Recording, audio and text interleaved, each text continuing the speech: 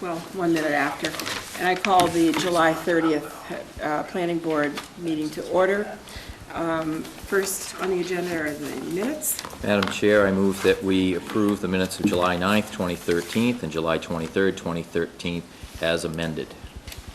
Okay. Do I have a second on that? Second. Is there any discussion? All in favor? Aye. Aye. Aye. Opposed, abstain. Approval not required. There are none. Okay.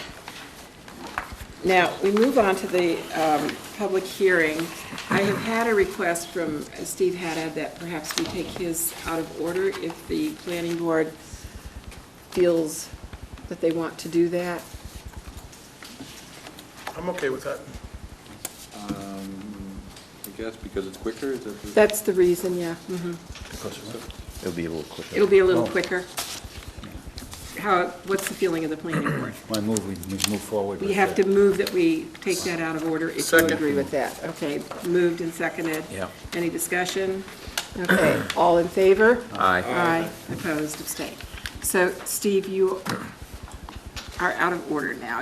You've been taken, being taken out of order. He's in order. Yeah, he's in order to be taken out of order. So, we are discussing this and coming to a determination tonight, we hope. So I'd like to hear discussion from the board on the site plan review to construct the, says 6 dwellings, 5. So, oh, I see, yeah, 6 dwelling units and 5 structures? Just That's- in your findings, Madam Chairman, just a Scrivener's error there a little bit. On the first paragraph, it should say 5 units, 3 single-family units, 1 duplex unit on Okay, this document. okay, which you don't have yet. I don't have that, do It's I? not in your folder? This is what was the in my motion? folder. The motion was not in my folder. Oops. I have it. You have, but you need a copy of it though, too. Yeah. It's fine, it's got it. Okay, so Oh, here's a Brian. little error penciled in on this one. Correct. Aha, okay, so in the first sentence under findings, the 6 should be changed to 5 and the 4 should be changed to 3. Okay. So, first of all, is there a discussion from what we were hearing last week? Anybody? Just that we had discussion about the denitrification, and I see that it's in the decision, so I'm good with that part of it. Okay. Yeah, my comment was the same. Is this the I same, I saw Ralph? what we had discussed.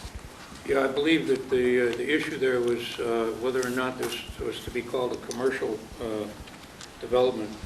And I looked up the definition of commercial in Webster's dictionary, and it is my understanding that courts in Massachusetts also refer to dictionaries for definitions in towns' bylaws to accurately determine what the bylaw meant.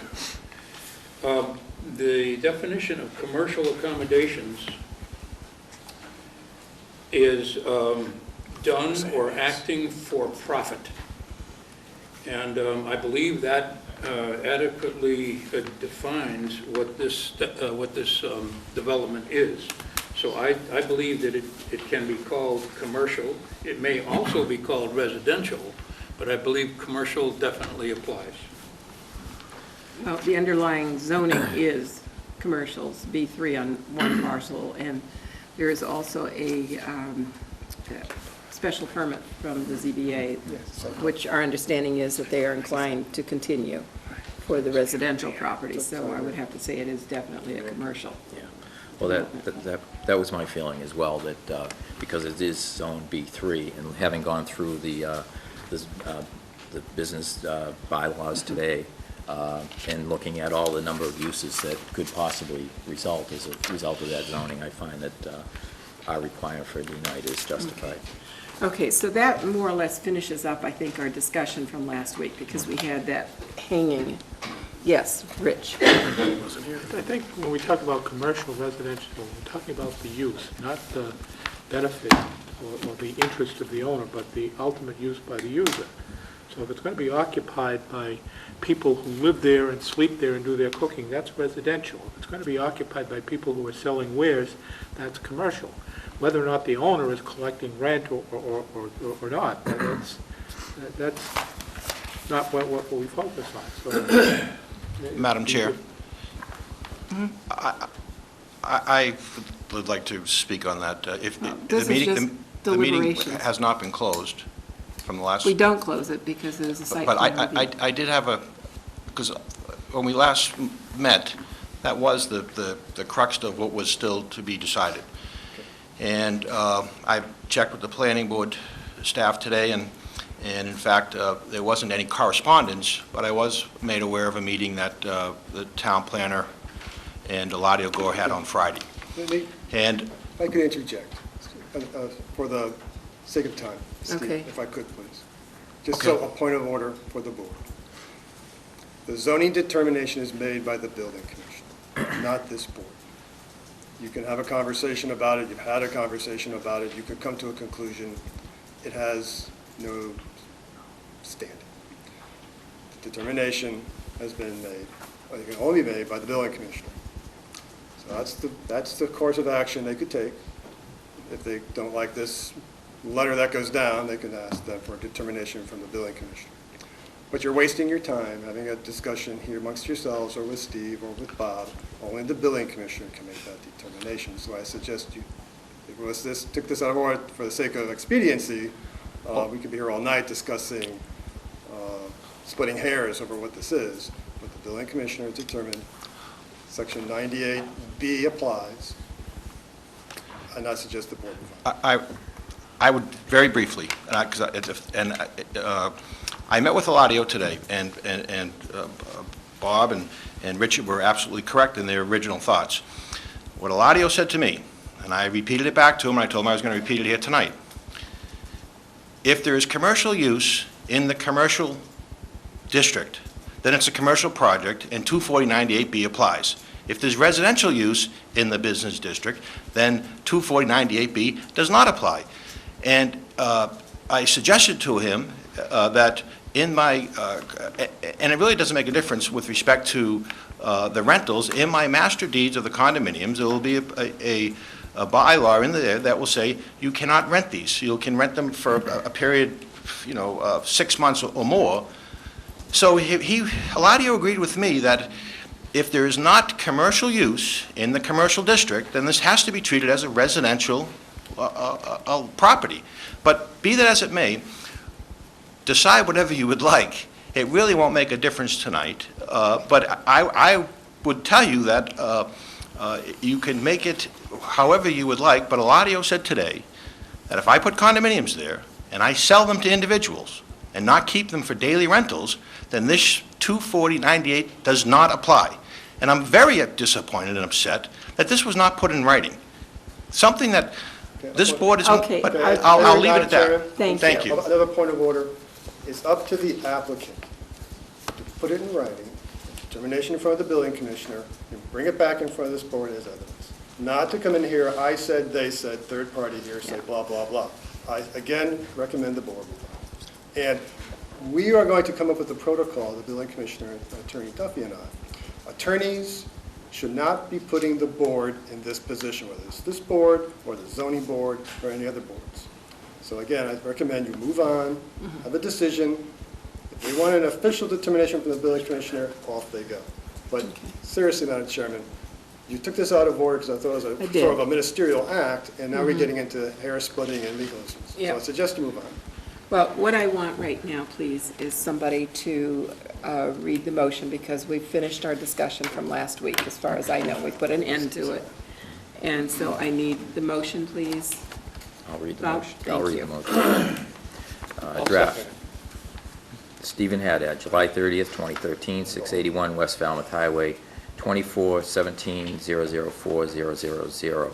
Motion that the planning board vote to approve the application of Stephen G. Haddad under Article 39 rather, site plan review of the zoning bylaw for a plan entitled Condominium Site Plan at 681 West Falmouth Highway, West Falmouth, Massachusetts, prepared for Stephen Haddad, dated February 14th, 2013, revised July 15th, 2013, scale 1 inch equals 20 feet, and a landscape plan prepared by Lisa Swansea, landscape architecture, dated May 23rd, 2013, with the following findings and conditions.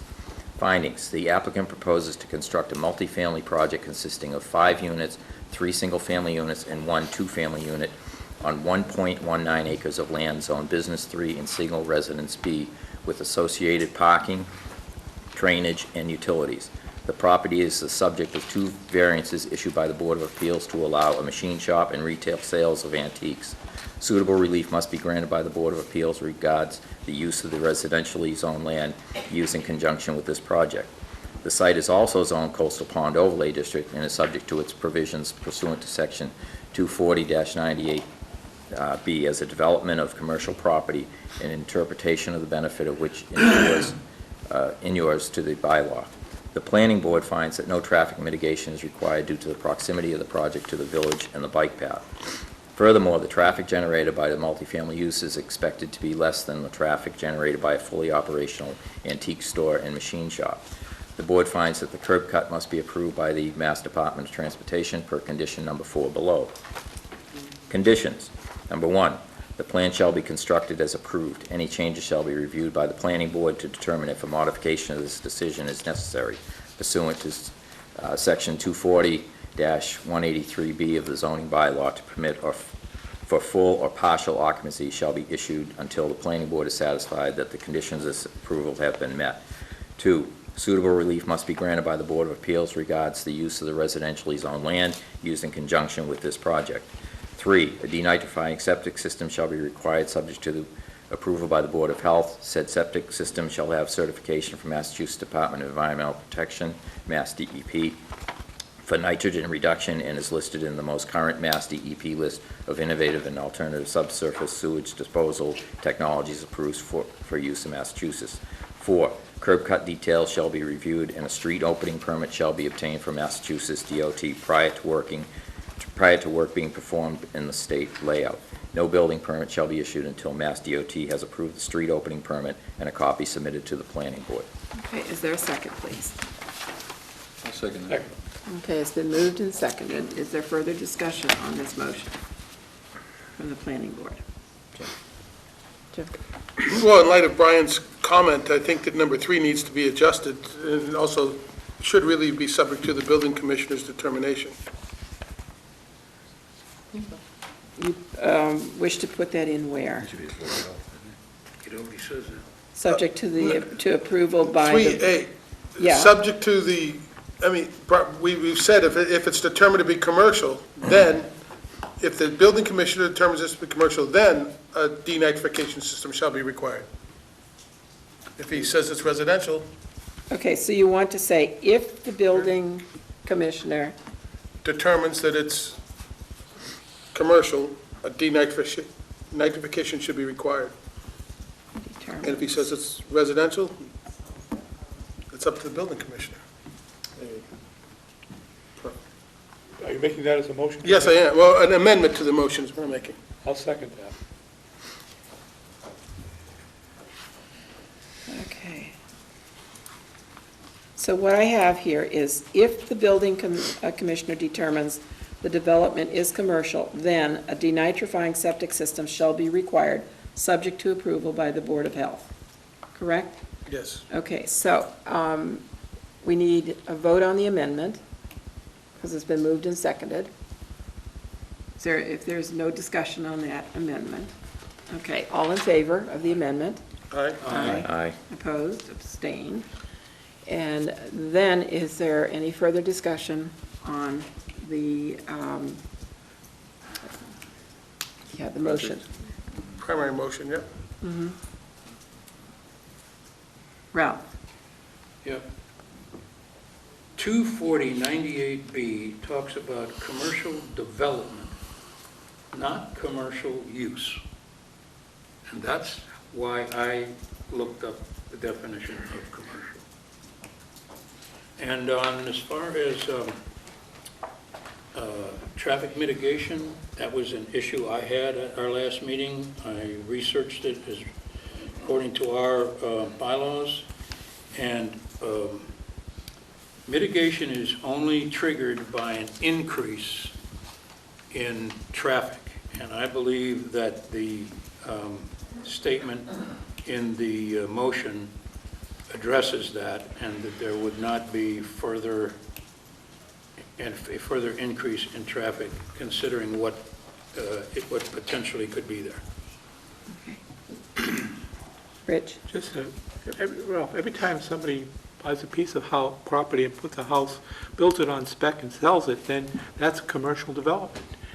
You know, according to that very tight reading of the bylaw. I mean, let's move on. That's not Yeah. our concern anyway. Okay. Moved. Is there further discussion? Okay, so we have a motion and it has been seconded. All in favor? Aye. Opposed? Abstain? Okay, Pass Pardon? the file. I need the file back from Ralph. the file. Brian needs the file back.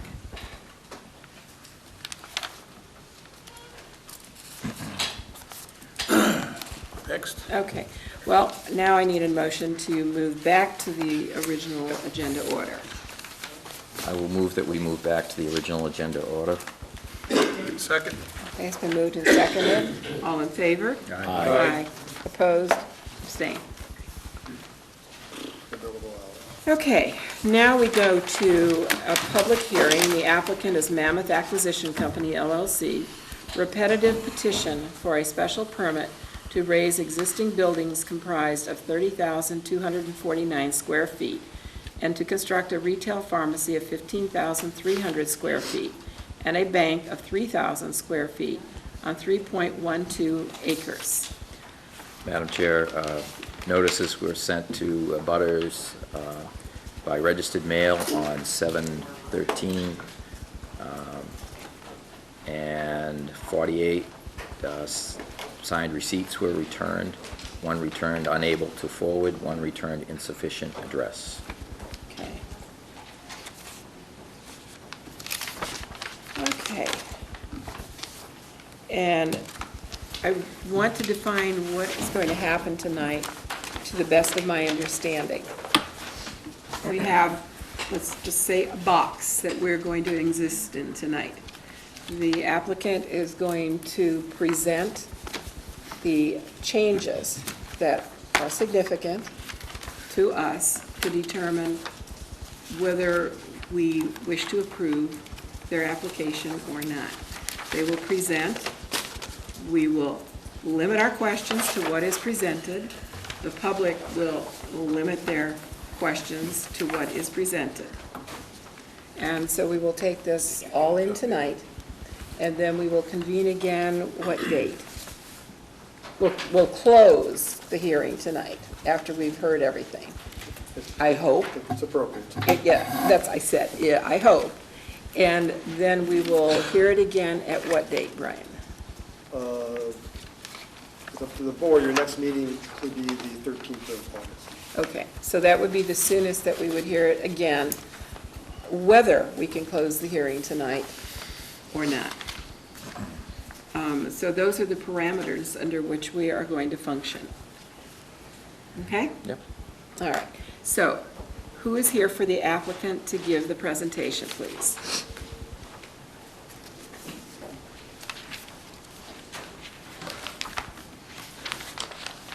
You can tell I'm a lawyer, I have a necktie on. So. My name's Robert Bonin, B-O-N-I-N. I'm an attorney at 77 Franklin Street, 6th floor, Boston, 02110. The full-time, first-string lawyer for the applicant, as you know, is Laura Moynihan.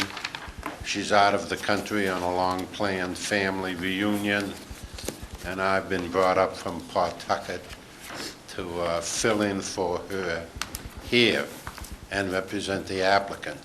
I do have a comment or two about the unusual nature of this petition being a repetitive petition under 48 Section 16. I'm going to be very brief, and our presentation is going to be very brief. I know you've heard lawyers say that before, but I mean it. I was chairman of the Beverly Zoning Board for 8 years, and I've sat till 2 a.m., and I'm not going to try to put you people through that. And I've taught zoning at 2 law schools, and when I was Chief Justice of the Superior Court, I sat on zoning cases. I know a lot about land use and zoning. No one knows a lot about Section 16 applications, because these repetitive applications, which require unanimous consent, are quite rare. So you don't get a lot of administrative practice with regard to it. This matter has been pretty thoroughly vetted, as you all know. The original applications were filed on January 9th, 2013, and seeking 2 things: site plan review under Article 39 of the bylaw, and that site plan review was approved. There were only 6 members at the meeting that took place on the issue of site plan and special permit review, and there were 5 of 6 voted to approve the site plan, but only 4 of 6 voted to approve the special permit. And the town council has ruled that where you have a statute that says there are 7 statutory members without alternates and without provision dealing for recusal are not sitting, then you still have to get 5 votes, even though 1 member recused himself. And if that position is correct, then of course the vote on the special permit failed, because there were 4 of 6, not 5. So that all occurred at your earlier meeting, and the site plan review decision was filed on May 15th, 2013. The special permit is required because of the over 7,000 square feet of gross floor area, et cetera, et cetera. So with the town council's opinion that the special permit failed on the 6-4 vote, I filed an appeal of that in the land court, and that sits. That's a sort of prophylactic measure to again look at this business of 5 out of 7, 4 out of 6, et cetera, should we fail here. Of course, if we prevail here, then the land court appeal becomes moot, and it would just be dismissed. And I so advised the clerk for the land court judge, who has it. In view of all that, what we should be looking at tonight is simply whether or not the changes proposed by the applicant are special and material. Those are the words used in Section 16. It's a kind of tight question for this reason. To reapply, as has been done here within 2 years, with unanimous consent which was obtained, you have to show special and material changes. But you cannot show such material changes that it is essentially a new application, because then it would have to be re-advertised and treated as a whole new project. So we have made and have available to you the special and material changes. It appears from the notes that Laura Moynihan furnished to me with regard to the July 9 meeting that the board did 2 things. It approved the reapplication by unanimous vote, and also found that there were special and material changes, and set the matter down for hearing today, July 30th. Now, what we're going to present tonight, 2 witnesses will be brief, and a 3rd witness who will be available should you wish to hear from him or ask questions. The first witness will be Kevin Patton, the architect and he will show you a new north-looking elevation that you've asked for here as a board with regard to that. And he'll talk about the architectural changes to the south or rear side of the building. Has to do with the shed for the compactor, the brickwork, the lattice work, the windows in the dormer. And after Kevin finishes what I think will be a brief presentation, I hope, Kevin, and you have whatever questions, then the next person we'll have is Jeffrey Dirk, the traffic engineer. Jeffrey presented a very lengthy traffic report which has been before you and was before you in the site plan review. And he will talk about possible changes or tweaks and refer to and present a letter from Mike McGrath, the site engineer who's somewhere here, hiding back here. And Mr. McGrath will be available to you for questions. Now, I'm going to be a little presumptuous here and talk about what I think would be a wise administrative way of handling this. I think there have been too many public hearings on this matter already. It strains the resources of your planner, yourselves, the public, advertising, and everyone coming here. Many boards will take a vote on a matter such as this, which would run along these lines. If we vote to disapprove, that's the end of the matter. If we vote to approve, we close the hearing.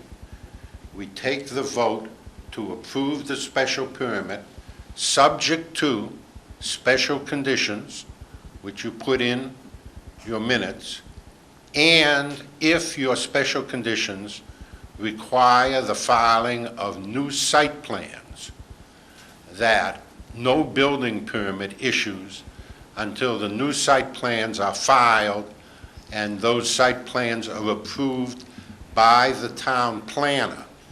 We try to avoid the situation of having bring together the 7 members of the planning board again to vote on these minor site plan changes, because by definition, you've already read into the record what you want changed, and then all you need is the administrative function of a responsible official, your town planner, saying, yes, the new plans that have been filed do conform to the wishes of the board. When he gives that approval, we can then go forward and seek demolition and building permits. What that procedure does is it avoids closing this meeting and having another public meeting on August 13th to vote on the matter.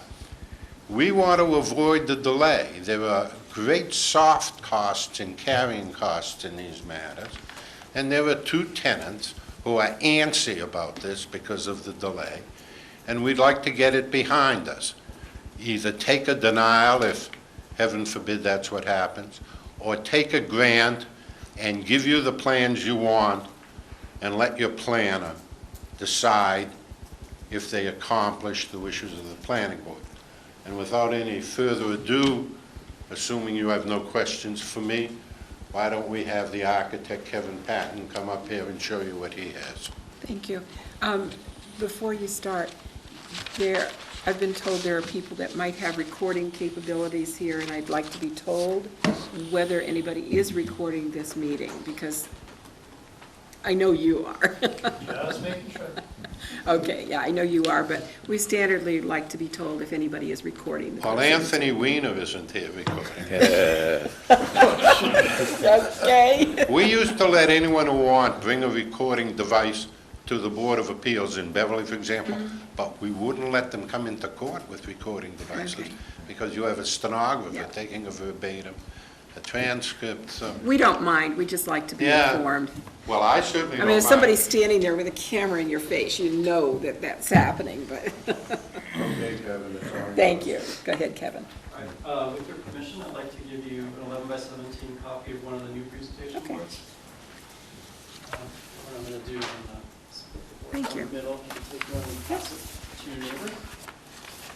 Thank you.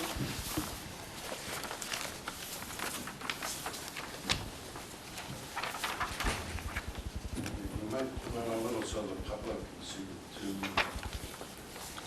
I don't know if you can open the public. Yeah, we can see it. Let me turn this a little bit. Purposes. The purposes. Does that work a little better for everybody? Right, my name is Kevin Patton. I'm a senior associate at BKA Architects. And we focused on two relatively minor changes to the southerly elevation that really impacted the project in a positive way. The first we did is change the compactor enclosure from a wood enclosure to a brick and lattice totaling 8 feet in height.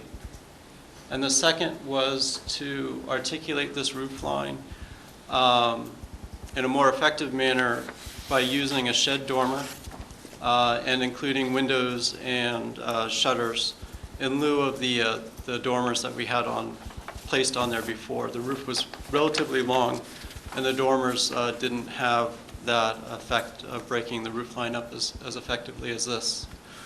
It also helps the idea of a second level. This is not occupiable space, it is all roof structure, but it helps that idea of a second level. The other image that I just passed out to you was requested a view of the project heading northbound on Route 28. Route 28 is on the left side of that view. And what we have is the large tree kind of in the middle of that image is remaining. The one to the right of that, that doesn't seem to be in the greatest condition, that tree is being removed. So this is the existing, and then the one to the right shown in the existing photograph just below it is being removed. And then our new driveway circulating just beyond the existing tree that's to remain. And then the new plantings heading into the store. And then the proposed building just to the right of that, as you start to see it reveal itself as you head up Route 28 towards Worcester Court. We remind the board of the dimensions of the compact structure. 70 feet. Yes, it's approximate. Well, the shed roof is approximately 70 feet. The compactor enclosure is shorter, and it totals in height of 8 feet.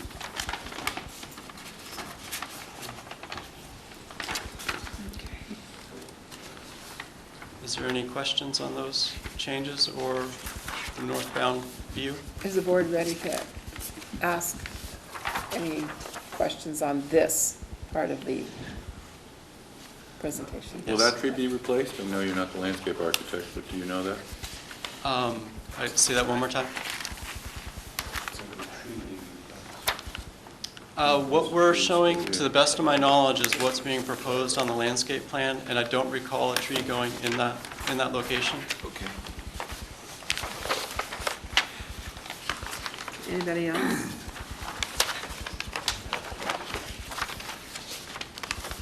Okay, Okay. thank you. The definitive answer to that last question would be revised foliage and landscape. I understand that, because this is a representation and it might not be quite accurate, so I don't think it is. And next we have Jeffrey Dirk, who's the traffic engineer, and you have a big, thick traffic report that was submitted at the earlier proceedings, and he'll talk about what's at issue here in this repetitive petition.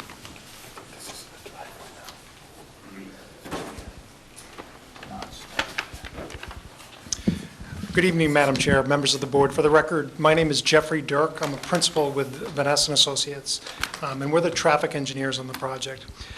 So there's a couple, I'm going to basically present to you two plans tonight. The plan that I've shown up here right now this is the plan that was before you at the last public hearing. And the reason I want to present this is just to kind of walk you through the site plan and kind of the thinking behind the circulation pattern that was there. And I'll follow that up with as the attorney described, some potential modifications to this plan, reflective of comments that were heard at the last hearing. So it's responsive to some of the things that we had heard from you as a board. What I wanted to point out just in terms of the site plan itself, because I know that what was expressed as concerns from the board relative to the site plan was just the way that the existing site functions. You have an existing CVS pharmacy. The site is tight. And that is a result of a number of things that we've addressed with this site plan or have attempted to address. The current site is about 1 acre. So as you look at the site plan that's before you, and I'm just referring to the CVS parcel itself, this site more than doubles kind of the area that's available. Now, granted, the building size is increasing, so that's taking up some of that other space. As you compare the existing site to this site as well, and we talk about circulation and parking layout, and we'll start with circulation itself. The parking aisles in the area, or the circulating drives where you've got parking, they're 24 feet wide. That's generally consistent with what you have in commercial parking lots.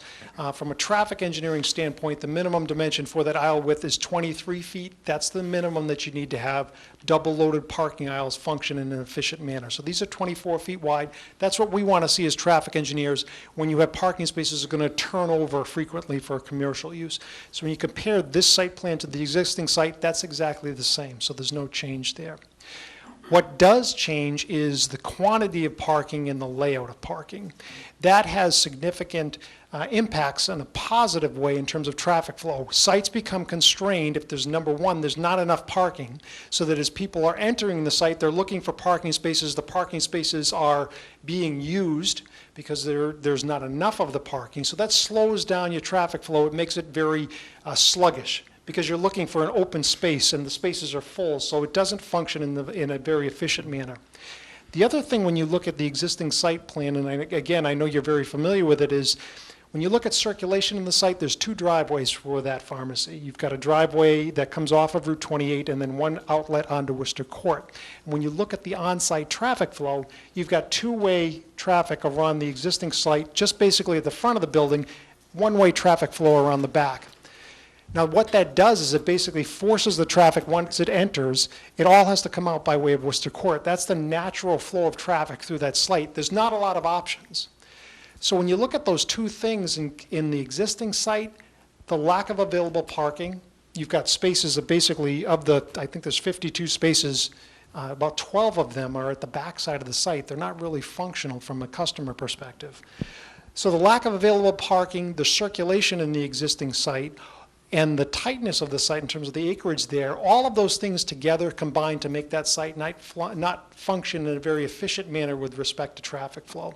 So as we come to the site plan that we had developed, and I work with Mr. McGrath as well to prepare the circulation pattern, you've got, instead of the 52 spaces, granted we have a larger pharmacy, now you're looking at 73 spaces, 101 total parking spaces, but you've got over 70 spaces dedicated to the pharmacy. So what that means is as a customer enters the site and they're looking for a space, there's more available parking spaces, which means you don't need to kind of hunt for a space right first when you enter the site. There's plenty of available parking. So when you enter, you can see open spaces. That has a significant benefit in terms of traffic flow itself.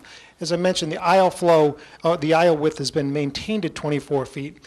But the other thing we talked about was that the site plan itself, the way it's laid out with the additional driveways now, with connecting the parcels, having a larger overall site plan, you can see there's options now. When you enter the site from Route 28, you've got multiple access points out to Worcester Court. You generally have 2-way traffic flow throughout the site, with the exception of just the areas where the drive-throughs are, and that's where we do want to have 1-way traffic flow. So what that does is it gives someone who enters the site more options to be able to circulate and be able to exit the property. So that makes the site function in a much more efficient manner. It has the opportunities to be able to do that. Now, granted, as I mentioned, what we had heard from the board before was, again, those issues of congestion within the site, wanting to free up some of the traffic circulation. So we developed a second plan. And I'll put these side by side so that you can compare those. But essentially what we're trying to achieve in the second plan that I put up was we've widened the drive aisles, and I'll have a letter from Mr. McGrath that'll summarize these changes. But basically there's 4 changes that were made from this plan to the concept plan that we've shown over there. What we've done is in the areas where we have back-to-back parking, so that would be in this area here, I think that might be actually the only area where we have back-to-back parking. We've increased that aisle width. 24 feet is the ideal dimension. We're able to increase that to 26 feet by doing some maneuvering around in the site with the buildings themselves, because we really only need to pick up a couple of extra feet there to be able to achieve that. So what that does is, again, 24 feet is ideal. We can easily modify the plan to increase that to 26 feet where we have back-to-back parking. So that gives significantly more room in terms of turning maneuvers in those areas there. Where we have just one-sided parking, we've increased that from 24 feet to 25 feet. Again, that's able to be done with some minimal moving around in the site. So that does, it frees up, it gives a little bit more room in the site themselves for vehicles to be able to enter the spaces and back out from the spaces. The other thing that we've done is you look at the back area here where the bank parking is, and this is a benefit to improve traffic flow at the back of the site. What you can see in the concept plan is we've basically flipped it. So we flipped it back to the bank side of the site, so we flipped it to the north. What that does is you can see the linear alignment, as I talked about circulation into the site and wanting to make sure that we've got very good options for traffic to exit the site. You can see that creates a nice straight alignment. So anyone that's proceeding at the south end of the property here, you would be able to come down if you wanted to exit. Let's say you parked in these spaces, you've got a straight shot out to Worcester Court there. So that, again, it's an improvement in the flow, because you can see we're getting rid of the kinks in the site. So traffic can flow much more efficiently from that respect.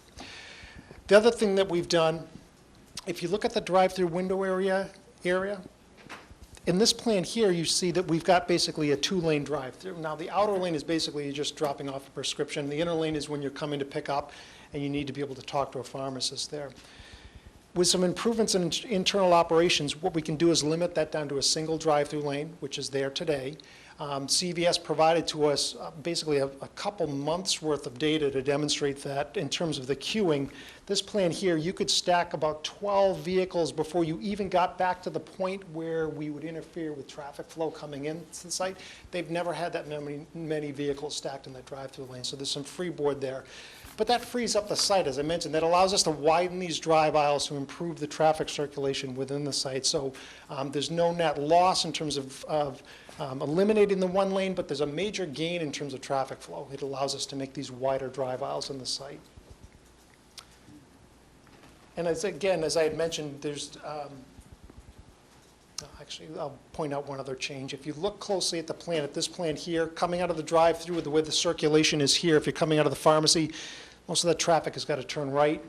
There's really no reason for that. And what it does is it concentrates traffic, again, down at the south end of the site and where those parking spaces are that we flipped. We're able to, this is wide enough at 24 feet so that we could allow an option for customers coming out of the drive-through to turn left or right there.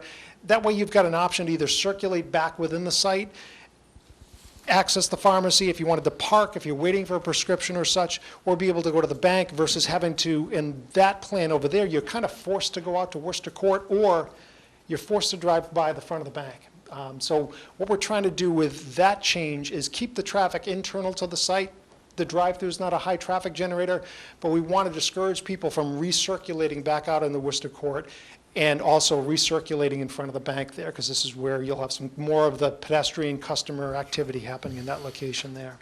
So these are minor adjustments that we can make to the site plan. You don't see any significant changes in terms of the locations of the building. Landscape area generally stays the same, but there's some major improvements in terms of freeing up circulation within the site, which we think is a benefit, and we think that the comments from the board are something that we're easily able to address, and we think it results in a better site plan, frankly. So I'll hand out the summary letter from Mr. Grath, as well as copies of these plans, so that you'll have them in case you want to make notes or ask any questions. We don't have them. Do any of the board members have questions or comments? Paul? I was very critical of the internal traffic pattern, and I think you've addressed a lot of those, and I thank you for that. I noticed on the drawing, it refers to 1955 town layout for Worcester Court. You obviously are aware of the fact that the state is going to go forward with a project, I believe this fall. What's the status of that? I can do it. I think it's this fall. Yes, and we've, And I see the sidewalk on your plan, I don't know how that relates to the state, and I'm just concerned with sure. the coordination between the state efforts and what Mammoth Acquisition is doing on the site. No, and that's actually, it's a very good question. These plans reflect the state's approved plans for the intersection. Part of the mitigation component for this project is that the state does require some land from this parcel in order to construct those improvements, and we'll be providing that to them. But we did and have been working very closely with them to make sure that this plan is consistent with their drawings. In fact, we're to the point where we filed for a state highway access permit, and the state is actually ready to grant that permit, and as a part of that process, they do that coordination that you had mentioned. We've been coordinating with them, actually, through your town planner, with the consultant that's working on this to make sure the plans are consistent. The state has also verified that and said, yes, they're ready to issue a permit once the town is done with their reviews on the project. Thank you. I was one of the dissenting votes, and seeing the changes has made me glad that I was a dissenting vote, because my issues weren't just architecture. I had 10 items on the traffic flow issues on this property. I have sat with these sets of plans on my drafting table with film overlays, and I've worked stuff over, and I'm glad to see that some of my concerns have been addressed here, and I'm looking forward to taking a closer look at these. And so before I make any further comments, I'll have a better look at these. Appreciate it, thank you. One set each. Anybody else? Okay. Now, is there anyone else? This was it that you... Mr. McGrath is here and available should you have questions about the 4 points as is summarized in his letter that Mr. Dirk just did. Okay. And he'll be here if the question comes up after the public participation. Generals in the new? That's a summary of the project. And the record should show that the original plan is labeled decision and the new plan is labeled concept 716. They may not have heard you out in TV land, because I don't know how far the microphone picks up. You do have a voice that resonates nicely, but you might want to repeat some of that. You want a chorus of Some Enchanted Evening? Yeah, sure. Mr. McGrath is here and can answer questions about the 4-point summary and the plans that Mr. Dirk was referring to. The original is labeled decision, and the one with the changes that he's mentioned is labeled concept 716, 2013. Okay, thank you. And that's all we have. Okay. All right, I think if the board is satisfied with the questions that they've asked of the presenters tonight, I'm going to move on to the public to see if they have any. I Yeah, have oh, some Ralph, questions okay. for Mr. McGrath. Oh, Mike, Because you're he's on. part of the solution, the presentation.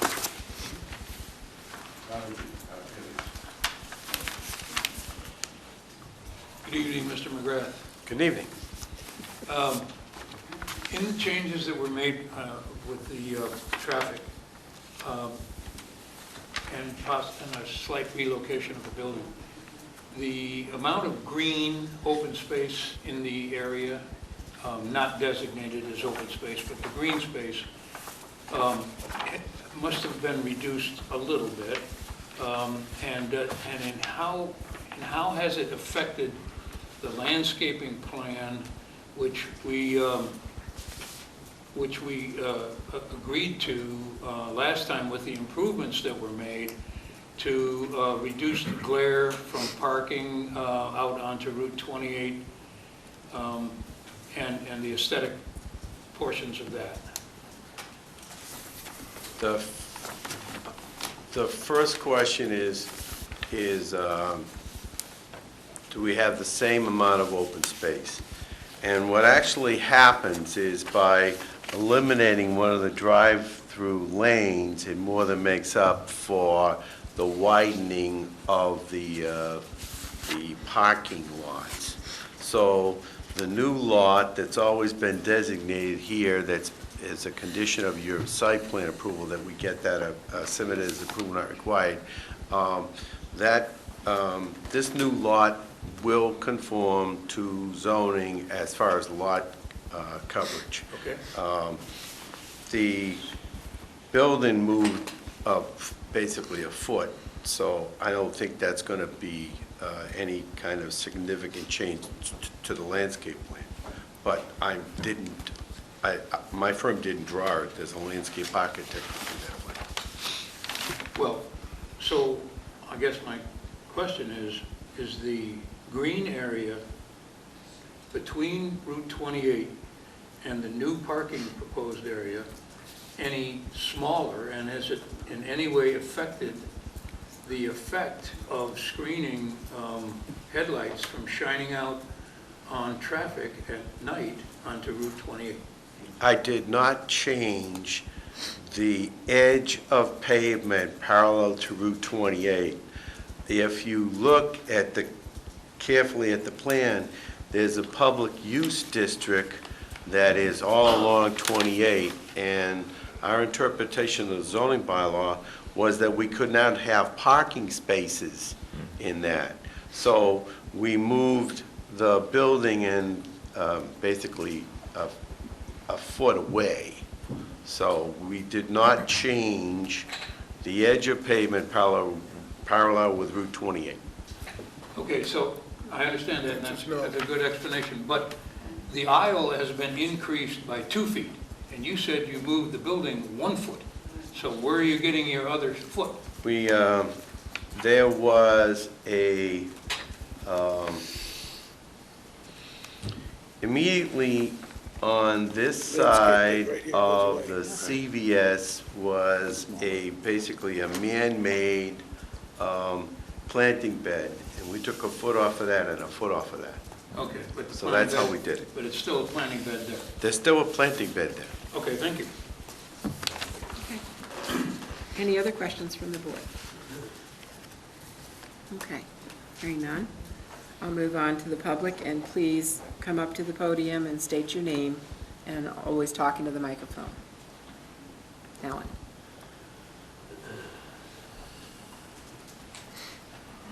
By the way, the ground rules, as you might remember from what I first stated, is that we are questioning and commenting only on what has been presented to us tonight. Thank you, Madam Chairman. I'm Alan Fleer. I live at 411 West Falmouth Highway. And first of all, I'd say that I'm really unhappy that this plan is brought to us now, and possibly with no further chance to speak after this evening. You know, it could have been submitted to the planning board earlier than now, and I think the public has been slighted by allowing the applicant to do that. And so I would ask that you leave the public hearing open so that we can actually review this a little more carefully. As far as the changes have been made, I know that last time we were here, Laura said that, you know, they were trying to change the location of the bag so that there wouldn't be this conflict here of the drive-through coming out and with the traffic coming up through here. And that she couldn't do that because of an offset from the public use district. Those pesky zoning bylaws, huh? You know, I think there could have been a much better effort there. As far as trying to get which one is, this is the new one, I presume. It is. You know, we do have back-to-back parking up here still. We do have this narrow aisle. It would be so much more beneficial if there were some drive-through parking places here, you know, that so you don't always have to back in or back out. I'm very disappointed that this, which is probably the major entrance, hasn't been changed at all. I mean, at the moment now, it's still, you know, two small cars might be able to navigate that at one time, but larger vehicles, it's basically one at a time. And, you know, to put queuing there, or at least I presume it's still going to have queuing. Inside your site plan is something I've absolutely never seen before. And so the plan is lacking in that regard. It could have some drive-through spots somewhere, if this is, so that, you know what I mean, so that you don't have a curb, you can pull your car forward, so that you can go out forward. It's very, very helpful, or people with larger vehicles, campers, Rich with his boat behind his car, something like that. You're just not really helping the public that much. I mean, the fact that this aisle is slightly larger, that's probably helpful. Now, I do have a question. Are we going to have the same structures in the road down here that we have now? I thought at a previous meeting that the trucks would have to come in and actually go over this thing here, so it would only be painted on the road and not actually be a structure. That was never really answered.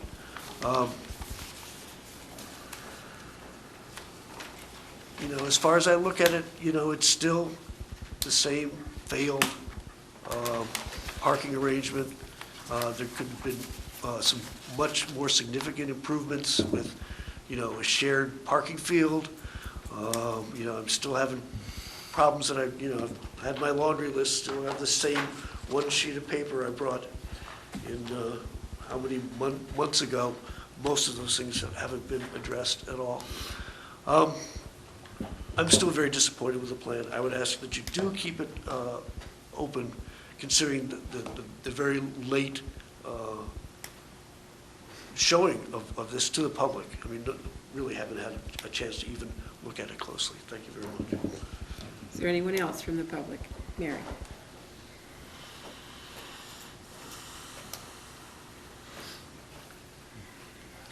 What's this number? 62? 62 feet. Good evening, I'm Mary Bishop. I live about a quarter of a mile from this CVS, and of course I go by it every day, and I'm always in there, just about 2 or 3 times a week. I am still a little concerned with the architectural changes, which we just, saw tonight.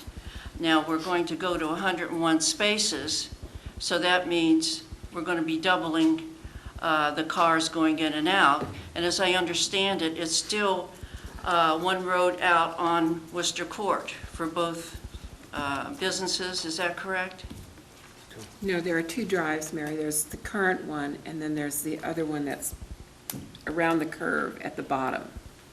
You can In proximity to the other bank that has 2, all I can see is all these cars meshing out onto Worcester Court.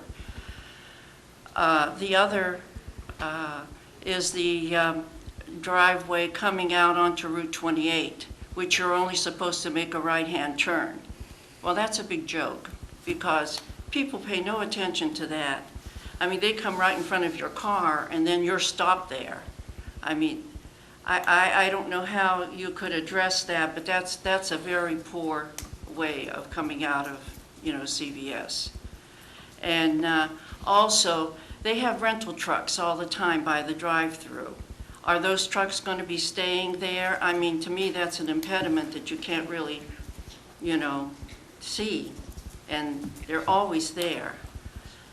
And lastly, I agree with Alan that more of the public should be able to see this.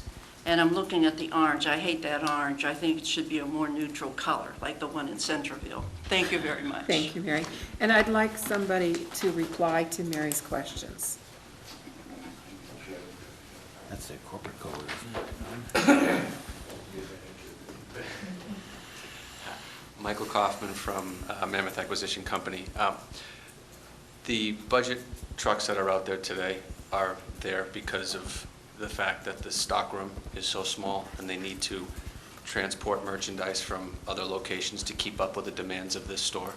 And as we stated from the very beginning, one of the main purposes from CVS's perspective on trying to do this redevelopment project is to make the site function more efficiently, to create a prototypical store with a prototypical stockroom so they can eliminate the budget trucks or at least greatly reduce the budget trucks seasonally.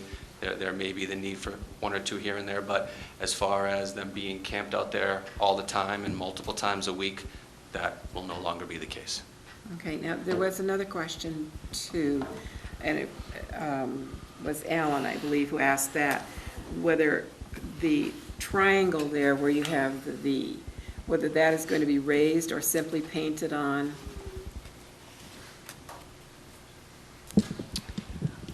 Again, for the record, Jeffrey Dirk with Vanessa & Associates, it will be a raised island, and it will be different than what's out there today in terms of the corner radius as well as the radius on the island there, so that we can channelize the vehicles to that right turn, right in, right out only. You do see a painted area here. That's where the trucks will off-track, but the trucks will not drive on that island. It's made not to be traversable by any vehicles. Height? It's going to be consistent with the height of the curb, so it's going to be 6 inches because of the fact that we do have a sidewalk that goes along it as well. So it'll be 6 inches high in terms of reveal, and then it'll be landscaped with signs on it as well. So there's going to be a sign there as well, so you're not going to want to drive over that. All right, now functionally, and I understand because I've seen cars only right turn and they come right out, just like Mary said. What has your experience been with this sharper curve? It gets the purpose of the sharper curve is to get you positioned in the right direction that we want you to be in as you're making the turn there. So it's basically, your vehicle's going to be positioned to make that right-hand turn. If you want to make a left, you're almost going to be making a hairpin turn to be able to do that. That's the purpose of the island. So the purpose of the island gets your vehicle positioned so that it's very difficult to make that move. Not impossible, but in order to make it, you actually have to drive out into 28 and then turn your wheel to do that. So it's making it as a very difficult maneuver. The island as well allows us to get some signs out there. So, I mean, if you really try to make that move, you've got a bunch of signs that are in front of you saying no left turn. We've got your vehicle positioned in the correct position so that it's very difficult to make it. So this plan really makes it so you're being told not to make the left, and then we're positioning your vehicle so that it's an extraordinary maneuver to make to do that. Thank you. I think I've covered the questions that were asked. Except the orange color. Well, the orange isn't going to be changed. That's brick. Anybody else from the public? Yes, sir. Yeah, my name is Paul Lee. I own a business about a quarter mile from the site, and the changes, I don't think it's warrants an approval from the board. 3-4 months out of the year, I'm like a prisoner in my own office. I can't get out. It's total gridlock in T-Ticket. And I think, having more spaces, parking spaces, having, a bank, a pharmacy, we're just asking for trouble. I mean, it's not going to make things better for the local businessman. And already, every year the traffic gets more and more. Now I can't even go to lunch anymore. I mean, it's like, my only lunch is walking to a McDonald's, and I can't get into my car because I know it takes me 25 minutes from my office to go to Stop and Shop. I mean, that's less than a quarter of a mile. And approving this plan is only going to probably be double the time when any business on T-Ticket. This is the busiest intersection in all of Falmouth. And for the life of me, I don't know why we have to make it busier. How much more traffic can we take? So what you're objecting to is just simply the increase in the business size? Yeah, the increase in business size, and I don't think having more parking space or having more curb cuts or whatever, it's going to solve the problem. The more parking space is going to invite more trips. And, it's the drive-through there to pick up your medications is a joke. Have you guys ever been to that to the drive-through? It takes at least 15 minutes. I mean, there's at least, every time I've been there, there's about 6-7 cars right in front of me. And each car, they have to check the insurance. I can guarantee you each patient is going to take about 5 minutes to get through. So 7 cars in front of you, there you go, 35 minutes. And where do you think this line of traffic is going to be? It's going to back all the way to the street. something this size just is not the best use of land for T-ticket. Put it somewhere else. Thank you, Dr. B. Anyone else from the public? Okay, we're coming back to the board now. Jim, you have a question. Well, I know it was addressed a long time ago, but I'd like to hear it readdressed. A couple of people have asked me to bring it up. During the renovations, you had mentioned a long time ago there's going to be a temporary pharmacy. Could you go over that again?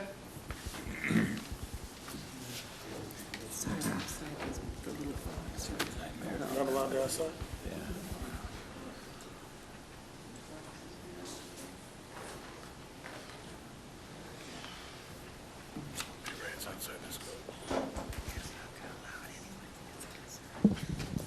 Again, for the record, Michael Kaufman from Mammoth Acquisition. This is the existing conditions plan that's out there today. The existing CVS, what we refer to as the Conway property, and then the residential property in the back. The plan, if it's approved by the building department, would be for CVS to occupy this building right here and to operate its pharmacy and have some limited, what they call front store sales for the time period while we are building them their new facility. So the existing pharmacy, people's ability to get their prescriptions and their basic needs will remain throughout the entire construction project. And then once the new pharmacy is ready for occupancy, this building will be demolished and we'll make provisions for the bank to come in and build its facility. Thank you. What's the time to do it? Sorry. What is the time? Time frame. To build the pharmacy? Yep. 5 to 6 months. Thank you. Okay, anybody else on the board? Now, we have the option to close the hearing tonight. We can also, Alan Fleer requested that it be kept open a little bit further because we've just seen these plans and the public has really not seen them either. So I'd ask the board what you would rather do, close it tonight or keep it open until our next meeting, which would be the 13th of August. I'm not going to have a motion, let's just close it tonight. How many want to close it tonight? I'm not ready to make a decision. I'm not seeing any hands going up, so it looks like we are just going to continue this. Brian? Is there additional information the board needs that you would anticipate leaving the hearing open or continuing the hearing? Or would you like to keep the record open for a specific amount of time to allow the public to opine on the drawings, and then we'll allow the board to make a decision?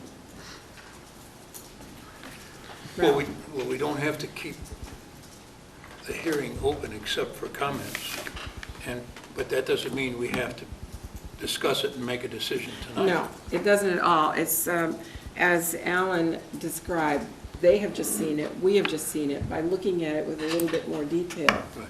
we may have additional questions that we wish to have answered. Personally, I don't see anything, but that doesn't mean that other board members wouldn't. So that's why I'm asking the question whether you wish to have the hearing closed tonight, or you would like to keep it open for an additional period of time. I would like to keep it open for written comments. Written comments only. Okay. For a specific amount of time? That would be until our next meeting, I assume, which is the 13th of August. Yep. Okay. So then, as Brian says, I need a motion for that we keep it open for a finite amount of time. I will move that. Okay. I'll second. Okay, it's been moved, and Brian? The motion is to keep the To keep record open? the record open for written comments only until August 13th. And it's been moved and seconded. Any discussion of that? All in favor? Aye. Aye. Okay, so it's unanimous. Thank you all.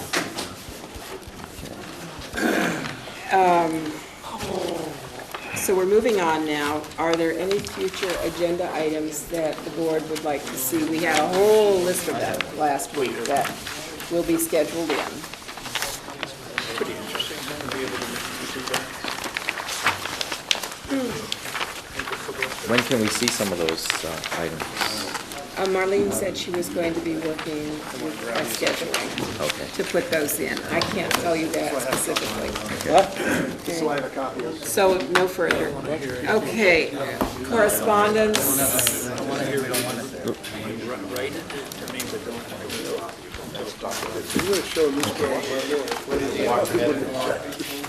Oh, y'all, could you take the conversation out so we can continue? Thank you. I'm impressed. I'm impressed. And Mike, When you're looking at this, what do you think Okay. you're going to see as opposed to There ours? is no correspondence in the file folder. So guess what's next? Thanks a lot. Thank you. Thank you, sir. Can't even see I need a motion for adjournment, folks. No, not yet. Oh, not yet, why? What's up? I'd like to see some items on the agenda. Some additional ones Some additional items, yeah. that we listed last week, Well, or what? I attended the Board of Selectmen's meeting last night, Okay, and there's a couple of issues that came up. One was the issue of the Spring Bars Road project, where the board did not make a decision. The agenda said they were going to discuss the planning board comments, and they had a very brief discussion, but did not take action. so in what manner do you want that to come up on our I think we agenda? have to revisit it. I spoke briefly with Brian today, and he spoke with the town manager, so I think we have to So we wanna know- encourage them to do that, make a decision and move forward. What was Okay. it? I'm sorry, what was the decision? Spring Bars Road. Oh, excuse me. The second issue that came up, I was appointed liaison to the Water Quality Management Committee, and the presentation of final report was made last night, and I've attended several of the sessions, and a comment was made by the town manager and then further by the chairman, that they would like to get the input from the board, the planning board, on that report before they make a determination. Now, there's a pretty tight timeline on that, and I'd like to have a little discussion next week on how we might be able to address those issues. So you'll bring that to us. I'd like to talk about it next Okay. week on the agenda. It's not on the agenda now, but I think we could probably discuss it. What? There's no meeting next week. Well, Yeah, the whenever next meeting, which is is. the 13th. And if appropriate, I'd be pleased to go over the brief presentation made by the group last night. I have the slides from that. We can go through that if you'd like. Okay. But I think we need to address that in a timely fashion because there's a very tight timeline to get the funding requirements to get that project moving. And if they're going to put it on the planning board to make comments, I think we have to do that fairly Okay. soon. Brian, could you work with Paul in what format? We'll bring it up under committee reports. Sorry? Bring it up I got- under committee I got 3 people reports. talking at me right Yeah, now. we'll put it on the agenda next time. We can, if you Yeah. want, I can make a presentation if that's appropriate. I didn't go back to your original, I didn't hear you, Pat, your question or your comment. Can you work with Paul? Yeah, I will make sure it gets on the agenda in the proper format, Mm-hmm. and whatever time you need, it's, you know, I didn't hear the project that you're talking about. Water quality management.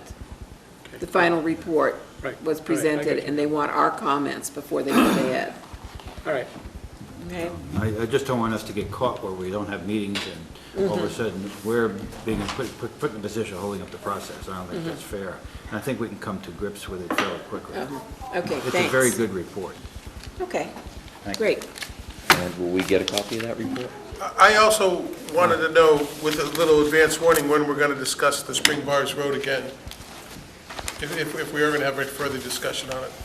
I don't know where that stands. That's fine. well, let me find out from the assistant town manager, who is the point of contact on that with the commission, where we sit. The commission member is working for this board and the Board of Selectmen. And we'll go from there.